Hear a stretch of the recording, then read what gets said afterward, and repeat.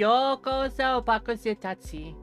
I'm Puppy-sensei. I am your puppy girl Japanese teacher VTuber who makes Japanese language content to help you level up your abilities. Welcome back to Puppy Level Japanese, the series where I teach you quick lessons at the elementary level of the Japanese language. This series is intended for very new learners of Japanese or for learners who need a rapid refresh after having been away from your language studies for a little while.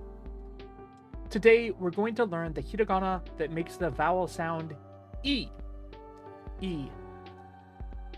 One of the most handy things about Japanese is that the vowel sounds basically never change. If you know the 5 basic vowel sounds, a, I, u, e, and o, they are going to follow you through all of the basic syllables, or more, in the Japanese language. Now, it's also true that Japanese has glide vowel sounds, basically compounds of more than one vowel, but if you can pronounce the basic 5, then creating the glide is pretty much as easy as putting the 2 sounds together. We already learned a, so when we add e to a, we get ai, which is a word that means love.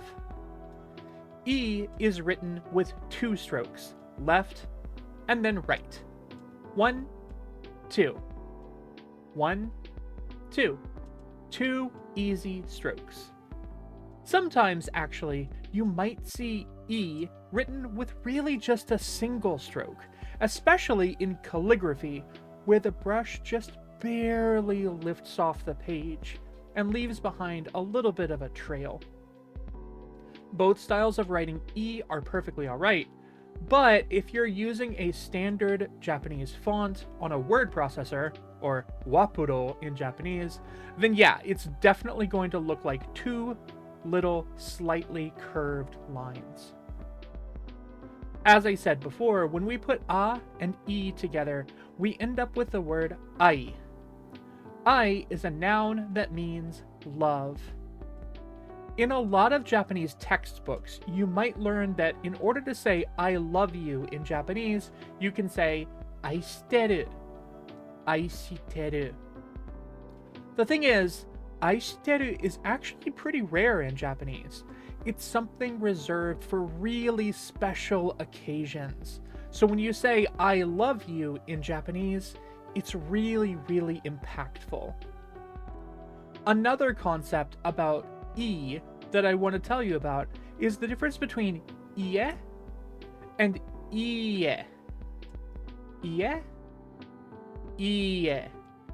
It might be a little bit difficult to hear the difference. Ie, ie. This ie with a short e sound means a house, right? It's the structure of a house. If you own a home, then you have an ie. On the other hand, ie with a long e sound means no. Ie desu ka? Is it a house? Ie, ie janai. No, it's not a house. Ie, house. Ie, no. Probably best not to get those 2 confused too much, ne? Another word that starts with E is inaka. Inaka. Inaka means the countryside. Inaka, countryside. I particularly like the Japanese countryside. I love the idyllic landscapes that pass you by as you travel across Japan by train. It's so nice to look out the window and watch the inaka pass you by, the countryside. If you want to describe a place as like the countryside, then you can use the term inaka-poi. Inaka-poi. It means like the countryside. It's made up of the word inaka, which we already determined means countryside, and the suffix poi, which means like a thing. Some of my coworkers have described me as Nihonjin-poi. Nihonjin-poi, like a Japanese person. I'm not always sure if they mean that as a compliment or not.